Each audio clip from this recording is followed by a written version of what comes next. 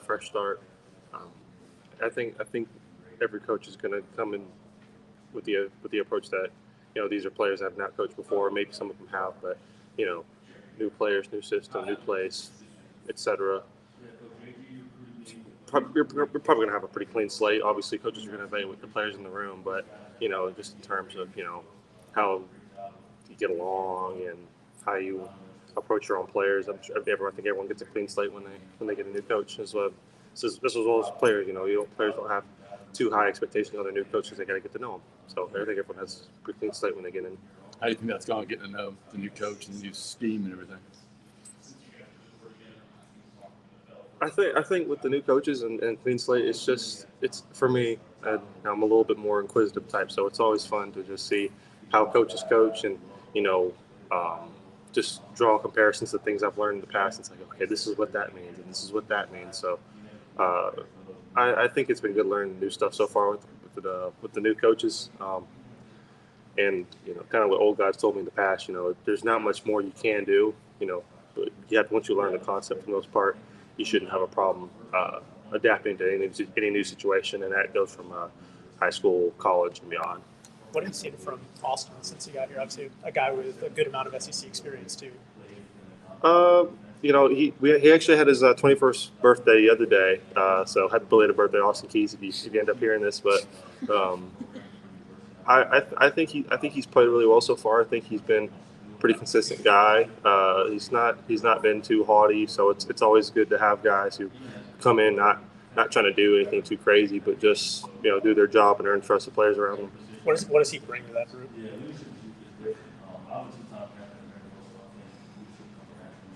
I do think Austin Keys brings consistency to the. I think he brings consistency to the room, and I also think he. I think he brings a great approach to just kind of accepting coaching as it comes. I think he does a great job of just taking coaching as we get it, and that's been something we've been harping on in the room. Is just hearing the message, not the tone. And everyone knows coaching can get a little heated sometimes, but I think he's done a great job just taking coaching and just being consistent. What are the different? What's the difference, or the main difference in scheme between last year and this year? Like, they're asking you guys to do things a lot differently. I don't see much of a. I don't see a big difference in the change of scheme. But that could also be the way I look at the concepts. I feel like things are the same. There's obviously, I feel like we have, same calls as last year. We just call something different. So I don't think the scheme's changed all that much. At least in my head, it hasn't changed all that much. I don't see it much differently. It's just the way we kind of speak it. And obviously, there's a few things that are a little different, but just for me, concept-wise, I think things are the same. So it's not too hard to learn. It's not too challenging for me, just because I've kind of been through a couple ringers and had a couple schemes to go through. Talk to us a little bit about how you guys are getting feedback this spring, right? You're near the end. Have you been getting feedback in real time about like where you stand, things they want you to improve on, and where you're at overall personally during the spring?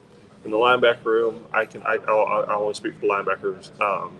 We do get our grade sheets after practices, and so we kind of get in-time updates on how we performed at practice, and then obviously when we get the corrections, we talk about these certain plays at practice. It's always the big stuff at practice, or like the big plays. You don't coach every single small thing, but you try to really hammer the big stuff that's important that could really hurt you later down the line if you don't fix it. So not many one-on-ones with your position coach talking about those specific things? Oh no, I'm apologies for the way I saw your question. We definitely have one-on-ones with our coach. Okay. I've had a couple meetings with Coach Aldridge at this point, so I think they've been beneficial each time, and they've gotten me closer to where I want to be with him. How have you seen DeMario come along? Obviously, he's a guy that's a little bit younger, and Coach Aldridge was in here yesterday saying that it's taking a little bit more time with him, just learning a new system and all that. I've definitely seen DeMario grow. There's no question about that. And like you said, he's a young guy. He reminds me a lot of how I was when I got here. It reminds me now. It's just, I remember I got in, and I remember Coach T-Will told me that he brought me in to replace KJ Brett, and I told him, I said, I can't replace him until I know what I'm doing. He said, we'll get you there. it just so happened it took me a while to keep chopping at that tree to get there. So at this point, I feel way more comfortable. I'm very grateful for all my previous coaches, especially for Tebow for recruiting me and helping me bring me in and just loving up on me really hard, and especially since he played here. So he was definitely like a big brother in the sense that he really just wants the best, and he never gave up on me. But just knowing that I struggled, it helps. It gives me more confidence that, like, you know, even when he's a young guy struggling, he's going to get it because I got through it, and you know, I'm here to help him, and I have been helping him. But I have seen his growth, and I'm excited to see how far he will grow. You know, it's kind of like bamboo almost. You know, you have to keep growing bamboo, and bamboo doesn't grow overnight. It doesn't grow. It takes a long time to cultivate bamboo, and then once it finally matures, it's very much matured. So you know, for him, just want to keep watering him, just like all of us have been in the past. We've all had to keep being watered and just being loved on, and just getting guidance on how we're going to get through it. What do you feel is the biggest way that you've kind of helped him along these last couple of months that he's been here? Trying to understand concept. I feel like once he understands, you know, it's been said before, once you understand concept, there's not too much more you can do to learn. I'd probably say that in a funky way. There's not too much offense that's different. There's not too much defense that's different. You know, so cover one's cover one, cover two's cover two, cover three's cover three. You know, and man defense is man defense. So just trying to teach him ways he can understand the concept has probably been my biggest push on him so far. And I know it's hard, especially, you know, education background. There's some things that are just more challenging than others, and concept is one of those things. So it took me. It took me 3 years to finally understand the general basis of all concepts, and just learning how to play them as a concept. So I don't look at positions anymore. I can just look at them as X's. So this guy has this job. This guy has this job. So now I can interchange any job, and I know what player needs I know which player needs to do what job because I've understood the concept. So I've tried to push I think it's probably the biggest mental challenge, the biggest mental hill on him. So I think he's taking it well. But obviously, you know, he's struggling just like I did. But I know he'll get through it. Have the linebackers had any opportunities to go up against the one offense, and particularly versus the running backs? And do you have any stories of you guys winning versus those guys in practice? We have a very fluid depth chart. So I've gone all over the place. I've been with the ones, I've been twos, been threes. Obviously, you know, maybe not 1, 2, 3 ABC, doesn't matter. But you know, just mixing and matching a whole bunch of different guys. And we rotate practice quite frequently. So everyone's gotten reps at the ones, everyone's gotten reps at the twos, everyone's gotten reps at the threes. For the most part, for most of spring, defense has been pretty dominant for the most part. Obviously, offense has had some days.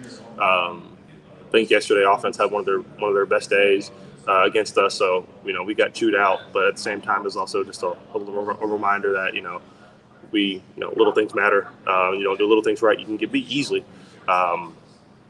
So as a defense, I think yesterday's practice was great, just because it's just a reminder that we're going to have to keep doing little things right, like we've been doing all spring, and preventing big things from happening by doing little things right.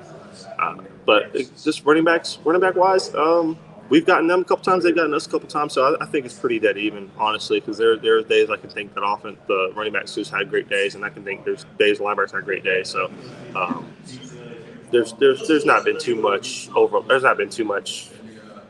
you know, 60-40. It's really been 50-50, just matchup wise and just winning. And obviously, it always comes back down to the small stuff. You know, if I didn't take a good angle, you know, this play happened, right? It's just little thing, just taking a good angle. Who's the hardest running back to tackle so far through the spring for you guys?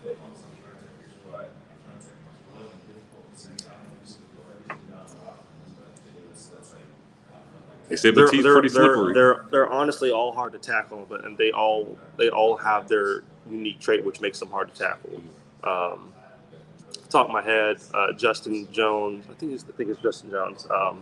You know, he's a more compact, muscular guy. So and he can run. So it can get difficult to tackle him if he gets going on speed. And Sean Jackson, he's a bowling ball. You know, so if you don't hit him low and you don't get him early, you know, he can really start eating away those small yards at you, and he's already a large guy. So just him having mass and power makes him hard to tackle.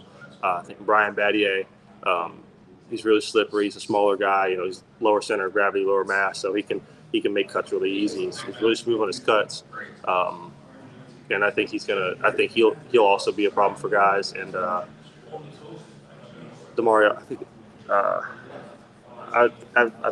Demario Alston. Yes, I wasn't 100% confident, but Demario Alston, he's again shorter guy, compact, strong, easy for him to get out of his cuts, and he runs really hard. And he's found a good couple hidden yardage during these practices just by running hard. And Jarquez Hunter, obviously, again, I say smaller, muscular, compact guy, really fast. Any of those guys, and honestly, I think all the running backs who've been able to get off the shelf or just get a lane, get a gash, have just been able to make big plays. So all the running backs are home run hitters if you give them the opportunity.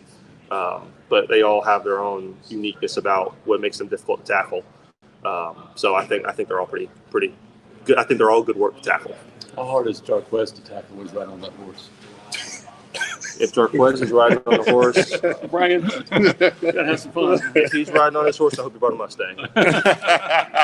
You still take him down? You're going to have to giddy up. I want to ask about Robert Woodyard. What do you see from him coming in as a freshman to right now? I've enjoyed watching Robert grow so far, and I'm pretty confident. Once all the older guys leave, if he stays, I think the defense will be in a good place.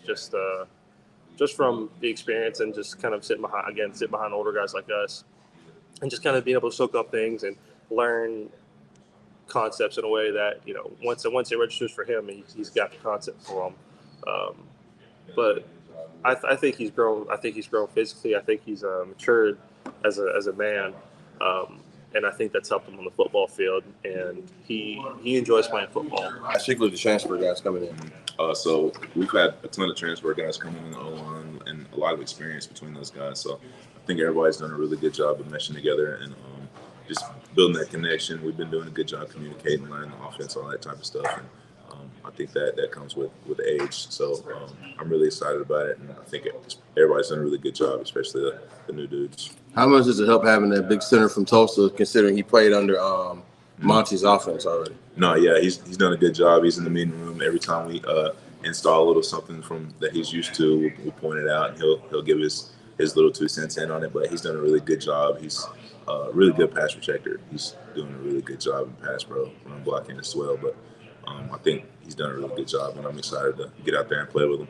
A lot of new linemen have come in, so that the dynamic of that room is very different now. What has the competition been like between you guys, and how is overall team chemistry in that position room? Yeah, so coming in the spring, Coach Thorman was straight up with us. He said no spot is safe. It doesn't matter who started last year, what the deal is, how long you've been here. We're competing, and I think we've done a really good job as an O-line meshing together and building chemistry and just building those relationships.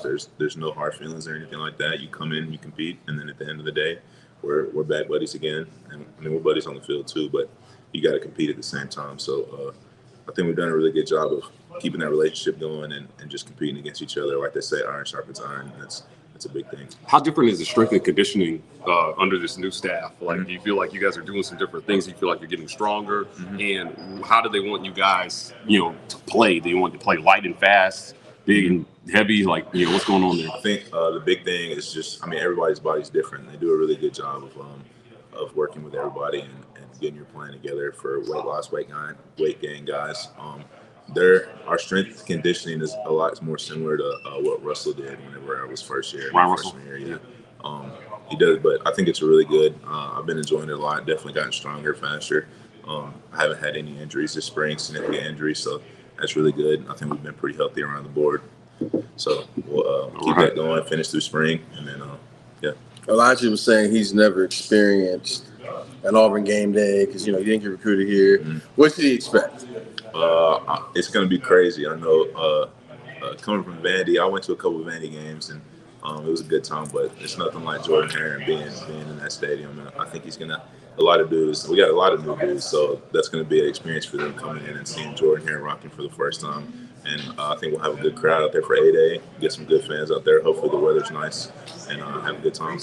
Wesley Steiner just said that he feels like the defense has been dominating this spring. What do you have to say to that comment? And, Hugh Free said that you guys won the last scrimmage, actually. So, what's going on? How's the competition been? And who's really winning? There's been a lot of competition going on, especially in the locker rooms it's a lot of trash talk, friendly trash talk going on.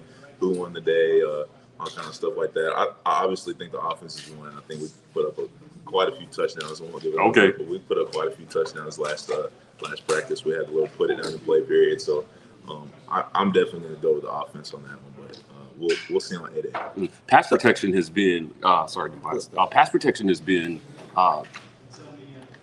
like a common subject. Yeah, Auburn over the last few years.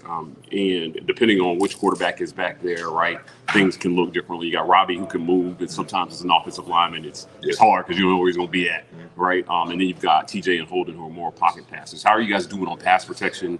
Do you feel like that has shored up for you guys? Yeah, for sure. I think communication is really key whenever it comes to pass pro. And we've got a lot of older dudes who have done a lot, especially with Gunner over there. He's playing that air raid offense. So he knows how it goes with the pass protection. But I think communication is key, and I think building a relationship and being on the same page is really big. And we've got a lot of older dudes, and I think we're doing a really good job of communicating with each other and getting on the same page and getting those things figured out. And like you said, whenever you have different quarterbacks back there, it can change a lot. So we've got Robbie back there. People tend to do different things than they do with TJ or Holden. But I think TJ and Holden have done a really good job of moving in the pocket and scrambling too whenever they need to do that. So I think it'll be good either way, so I'm excited about it. Now, correct me if I'm wrong. You were recruited by Gus, played under Gus, then Brian, now Hugh. What has that been like, man? It's been a trip. Whenever stuff like that happens, a lot of people want to jump ship and whatnot, but I believe in Auburn, and I really just wanted to stick it out and do what I could to help us win and just do things the right way. So everybody's situation is different, so I don't want to say my way is the right way for everything, but this is what I feel is best for me, and I love Auburn, and I wanted to help us win. So it's been tough. Jalil's been there with me through it all. Been my roommate since we got here freshman year. So we have conversations, we talk about stuff, we take care of each other, but I'm enjoying it. So I just enjoy the work. Because you also had 3 different position coaches too, right? 5. Oh yeah. 5 or 6 coaches, yeah. So we've been moving around a lot, but it is what it is. Show up every day and work. I mean, at the end of the day, football's football. You got different people coming in and out, and people coach things a little bit differently, but you just gotta adapt and survive. There's a lot of very serious storylines for Auburn football this spring. Coach Hugh Freeze was open in saying that he feels like Little Italy's is the best pizza place in Auburn. What's the best pizza place in Auburn? Little Italy's is definitely really good. I think Mellow Mushroom is right there. I like Mellow Mushroom's toppings. They got a lot of different options and things you can go with. So if I'm just gonna go with like a basic like pepperoni pizza, I might go Little Italy's. But if I want something more spicy or exotic, I might have to go with Mellow Mushroom. Yeah. All right, fair enough. Mellow Mushroom, if you're listening, NIL deal this man right now. You got like for wings though. I say if I'm